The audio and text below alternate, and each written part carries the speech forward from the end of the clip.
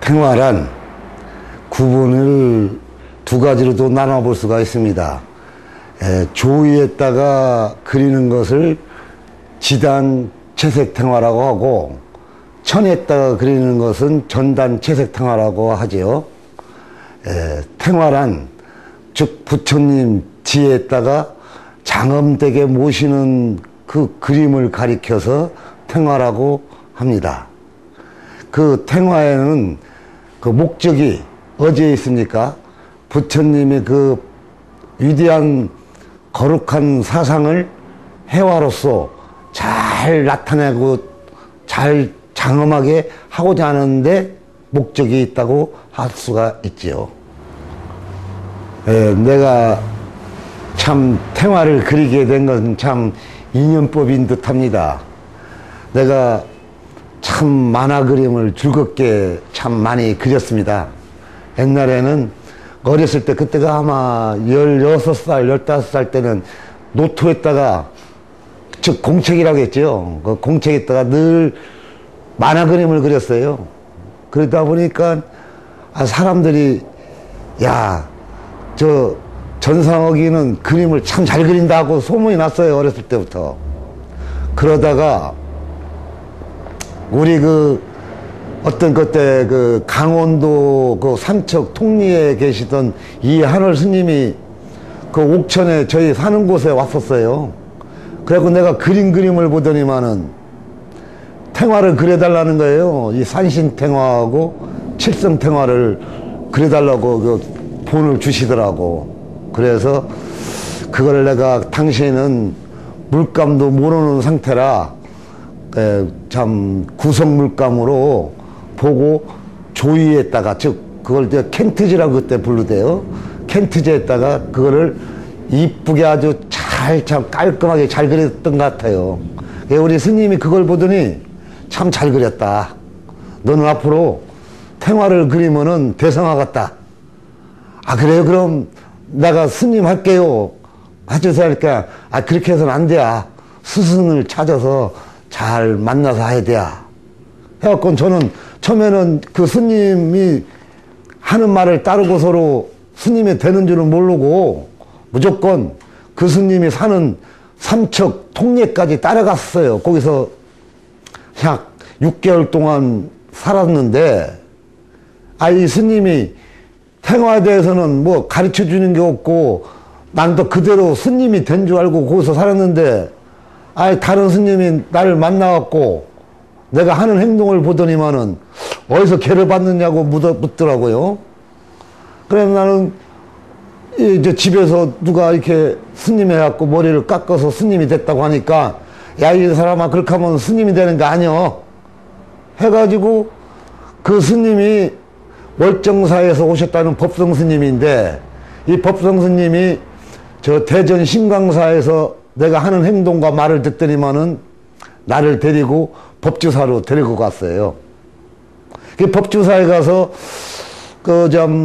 소개를 해가지고 거기서 이제 열심히 행자 생활도 하고 공부도 하고 이렇게 했는데, 내가 공부하고자 하는 탱화 그림은, 그 그림은 안 가르쳐 주는 거예요. 가만히 살펴보니까 법주사에는 그런 스승이 없었던 겁니다. 그래서 그때가 71년 12월경에 이제 우리 그때 저희 은사이신 능요 평강 큰 스님을 이제 따라서 통도사로 가게 됐습니다. 통도사에는 그 방장이신 당시 큰 스님이 월화 스님하고 저희 능요 큰 스님하고는 도반이었던 관계로 아주 참 저를 이렇게 키워야겠다고 저를 소개를 해주는 거예요. 그래서 우리 스님이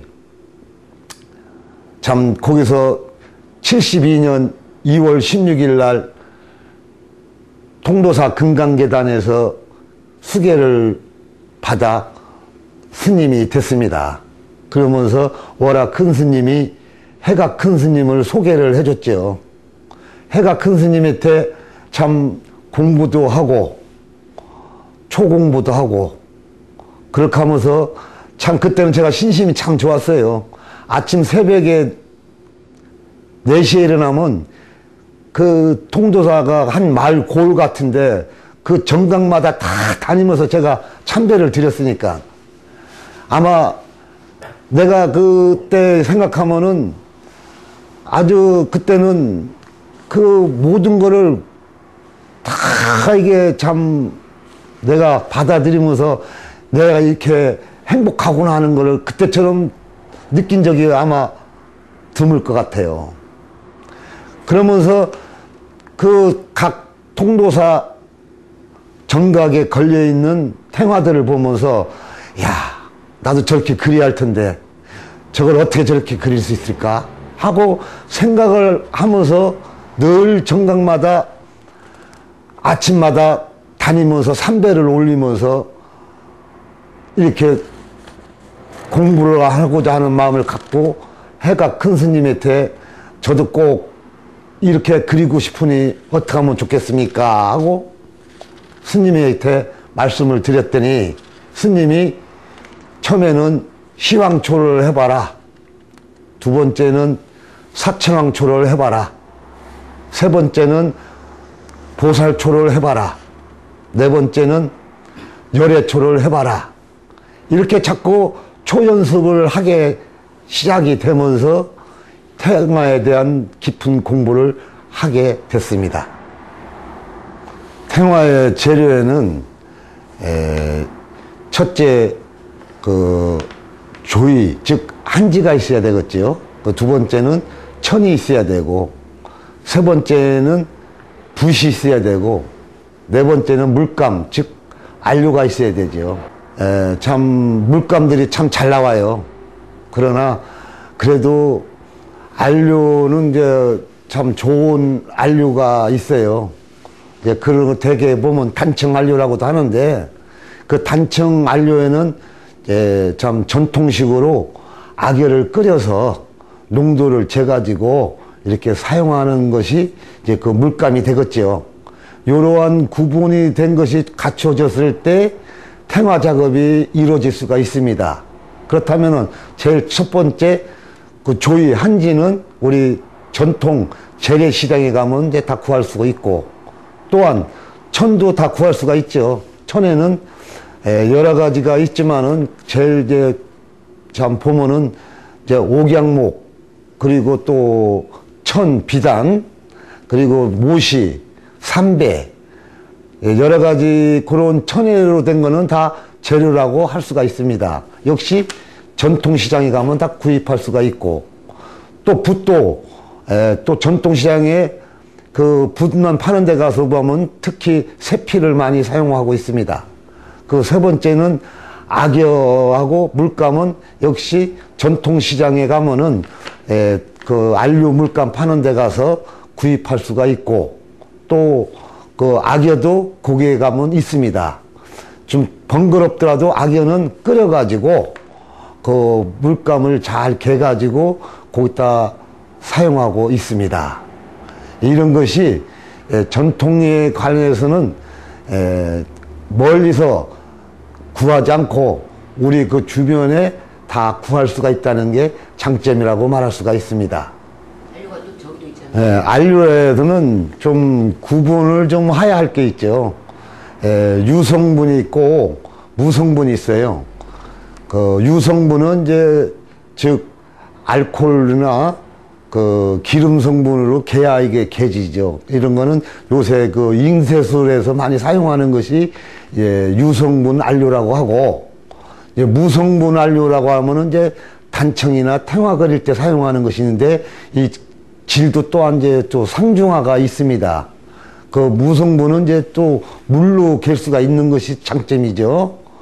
그런데 특히 그 안료에는 좀 약간 독성이 있기도 합니다. 이 독성들을 잘 좀 관리를 해야 하는 것이 좀 무엇보다도 유익하고, 또 이거를 바람만 살짝 불어도 이게 잘 날려요. 내가 그거에 대해서 잊지 못하는 게 하나 있죠.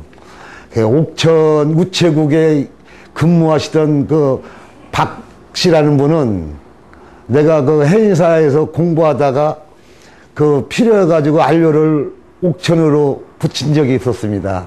근데 그걸 어떻게 다뤘는지 그게 터졌답니다. 그게 터진 것이 그 우체국 안에 아마 보름 이상의 딱 그것도 쓸어도 계속 그 물감이 날렸다고 해갖고 그분이 그 참 어느 때인가 나만 만나면 아이고 스님 나 그때 고생했습니다. 나 이런 적이 있었다고 하면서 그때를 무지지면서 얘기를 하더라고요. 그만큼 이 안료가 아주 미세해서 터졌다 하면 아주 그 사방에는 그 물감 천지가 됩니다. 그래서 이런 곳에다가 사용하는 것이 이제 그 두 가지도 된다고 구분했던 거죠. 유성분과 무성분이 있다. 무성분에서도 단청용이 있고 그리고 단청용에서도 또 회화용이 있다. 이런 걸 잘 구분하는 것이 좋겠습니다. 예, 참 옛날부터 하는 말이 있죠. 환쟁이는 즉 예술가라고 표현할 수도 없겠지만은 축구 베푼 직업이다 라고 얘기합니다. 저는 그런 걸 무슨 말인가 몰랐었어요. 그런데 우리 스님들은 절에 가서 부전살이를 한다든지 주지살이를 한다든지 아니면은 나름대로 참 참선을 한다든지 나름대로 특기 하나씩을 다 가지고 살면서 그 절에 신도들이 갖다 주는 여러 가지 그 시주물에 의해서 어려움이 없이 지내는 경우가 참 많습니다. 근데 나 같은 경우는 참 탱화만 매달리고 살다 보니까 누가 돈을 갖다 줘야 말이죠. 그래서 참으로 어려움이 많았습니다. 하나의 예를 든다면은 좀 77년도 해인사 승가대학을 졸업하고 나오니 돈이 있어야죠. 그래서 그 절에서 그랬는데 당시 그 절에는 전기도 없었어요. 그래서 촛불을 약 내가 생각할 때 한 20개는 켜놓지 않았나 싶어요. 그렇게 해갖고 그 속에서 생활을 그렸으니까요. 그러다 보니까 아침에 일어나갖고 코를 풀어보면은 코에서 시커먼 크림이 나오는 거예요. 그때는 참 눈도 좋고 힘도 좋아서 그랬는지 하여간 그런 정성으로 그 그림을 생활을 제작했는데 그것이 돈이 돼야 말이죠. 그런데 그 다행히 그때 당시 77년도 불교미전 제8회 그거 작품을 출품한 것이 장려상을 받으면서 상금 30만 원을 받았는데 그 30만 원어치 내가 오죽했으면 재료만 다 샀습니다. 그 재료를 다 사가지고 다시 했지만은 재료만 사서 됩니까? 먹어야죠. 그리고 일상용품에 들어간 거 필요한 거 다 사야지. 참 돈이 많이 필요하더라고요. 그래서 이 돈을 구입하기 위해서 내가 참 아는 스님 댁에 가서 스님 나 이렇게 하려고 하니까 어려우니까 좀 얼마 좀 할 수 있도록 좀 용기 좀 주시고 좀 돈 좀 보시 좀 하시오. 내가 참 염치 없이 얘기를 많이 했습니다. 아는 스님 찾아다니면서. 그 스님들이 있는 스님들은 그래요 힘내 용기를 주면서 돈을 좀 주는 스님도 있지만 또 어떤 스님은 나도 어렵다고 또 없는 거 어떻게 주느냐고 하더라고. 그런 소리 들 때는 참 내가 안타까워서 물론 내가 달라고 할 때는 뭐 빈손으로 내가 달라고 했겠어요. 조그만한 탱화라도 하나 그려가지고 주면서 말씀을 드렸던 거죠. 근데 우리 스님들은 주워가지고 받을 때는 좋아하시는데 그때 돈을 안 주는 거예요. 또 내가 또 중으로서 또 달라고 하기도 좀 어색하고 그래서 참 어려움이 많았습니다. 이 어려움을 어떻게 하면은 벗어날 것인가 하고 생각을 많이 했어요. 그러다 보니까 이제 물론 내가 77년도 참 내가 수상한 걸 객기로 해서 나를 알리면서 절마다 다니면서 참 탱화불사를 하시라고 권장을 하면서 이렇게 했지만은 그래도 그게 어떻게 하다가 한 번씩 나오지 그게 계속 이어지지는 않더라고. 그래서 한 작품 하면은 우리가 흔히 하는 말이 있죠. 토끼뿔 하면 한 번씩 있다는 거. 토끼뿔이 언제 나는지 몰라도 금년에는 참 토끼해인데 그 소리를 제가 많이 들었습니다. 그만큼 이 일이 박한 겁니다.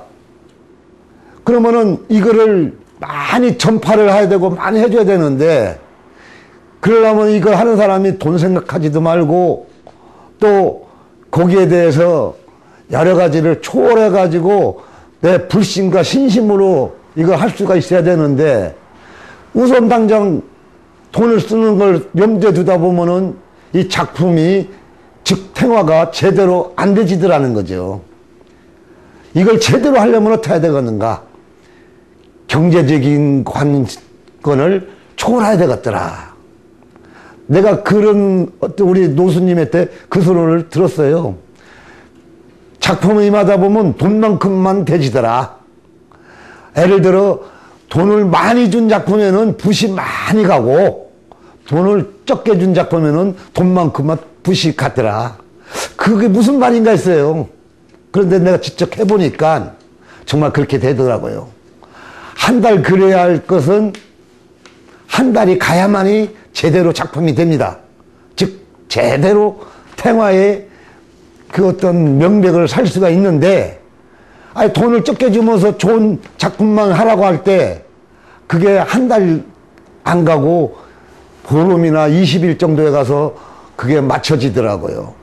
그러면 그것은 결론은 어디에 있습니까? 우선 경제적인 걸 해결을 못했기 때문입니다. 경제적인 거를 초월을 해서 마음 편한 상황에서 이 참 붓을 들고, 그 우리 스승이 나타났던 것처럼 참 일자일배 일간삼배라는 정신으로 해야 합니다. 한번 붓을 들 때 한 번 절을 하고, 붓을 들고 색칠을 할 때, 색일 때 또한 절을 3번 하는 마음으로 임할 때 거기에선 정말로 좋은 탱화의 그 원 작품이 탄생되는 겁니다. 그런데 그것이 지금 시대에는 모든 것이 누가 뭐라고 얘기를 하는 거니, 돈이 시간이 돈이다. 다 이렇게 얘기를 하고 있어요. 그러니까 모든 것을 속성으로 다 분야별로 돼 있어요.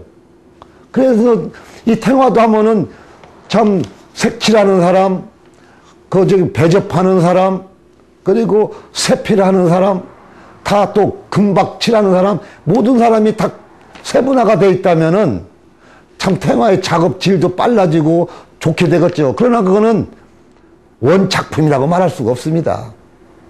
하나부터 끝까지는 그 한 사람의 그 실력으로 꾸준하게 나갔을 때 그게 탱화를 점하면서, 아, 이거는 어느 스님 작품이구나, 어느 스님의 참 필체다, 이걸 작품에서 느낄 수가 있는 겁니다. 그런데 다 분업해서 하면은 그거 어떻게 할 수 있겠습니까? 가령 단청 같은 걸 보더라도 단청에 보면은 기계적으로 색칠, 청색, 홍색, 흰색을 가지고 쭉 칠해나가고 나중에는 마무리를 지나갈 때 하나의 단청이 구성화가 돼 있죠. 탱화도 그런 식으로 이해를 하는데 그건 탱화는 전혀 그렇지 않습니다.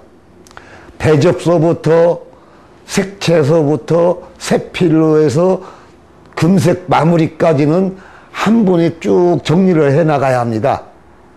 그래야 이거는 어느 스님의 작품이다, 그걸 알 수가 있죠. 그래야 또한 이것이 시대의 흐름을 따라서 몇십 년, 몇백 년 가도 그 작품에 대한 명맥을 유지하고 그거를 표본화할 수 있고 그거를 살 수가 있는 겁니다. 지금 사람들한테 그렇게 하라면 안 하려고 하죠. 그러나 그분들한테 이러한 정신력을 가르쳐야 합니다.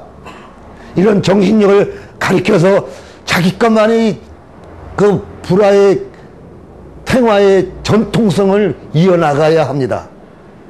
이것이 없다면은 그냥 분업하는 시작고 한다면은 기계적으로 하는 것처럼 느껴질 때 어떻게 거기에 그 신심의 초점이라는 이런 불화의 작품을 어떻게 장엄을 할 수 있겠습니까? 정말로 장엄이 된다면 거기는 정신력이 들어가야 합니다. 이 정신력을 제자들한테 계승을 해야 합니다. 제자들한테 이러한 정신력을 하나부터 열까지 이런 순서로 이어나가고 개선할 때 그분들도 아, 이랬구나라는 것을 알게 되죠.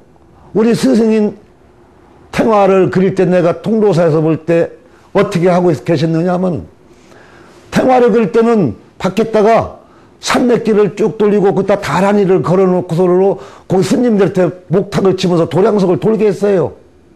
그리고 하루에 딱 5시간 내지는 6시간만 딱 작업하고는 더 이상 작업을 안 하시는 거예요.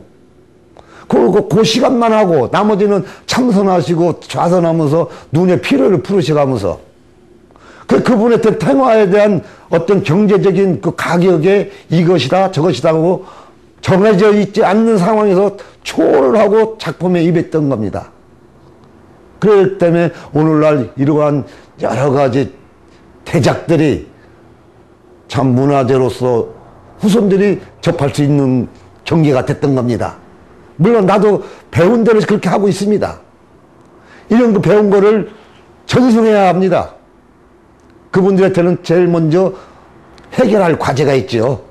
그거는 바로 경제적인 겁니다. 이 경제적인 거를 어떻게 하면 해결하느냐, 이게 지금까지 저한테도 숙제로 남아 있습니다만은 우리 부처님이 말씀한 게 있습니다. 이마 가운데 백호강은 흰 털이 잡아당기면 1m가 뻗는다는데 이거를 가만히 두면은 점처럼 보입니다. 그 부처님의 명운을 부르고 부처님을 모습을 형상이나 그림이나 즉 조각으로 나타낸 것 같으면 그 복이 너무 많아서 그분은 신장들이 어느 분이고 그분을 따라다니면서 경제적으로 모든 걸 도와준다고 그랬어요. 나는 그걸 철저하게 믿고서 오늘날까지 그 속에서 믿고 따라서 했는데 정말로 그걸 저는 실감하고 있습니다. 내가 필요로 할 때 어느 분인가 찾아와서 저한테 힘을 넣어주고 돈을 주는 거는 내가 많이 겪었으니까요. 그래서 그 어려움 속에서 이렇게 지금까지 불화를 할 수가 있었던 겁니다.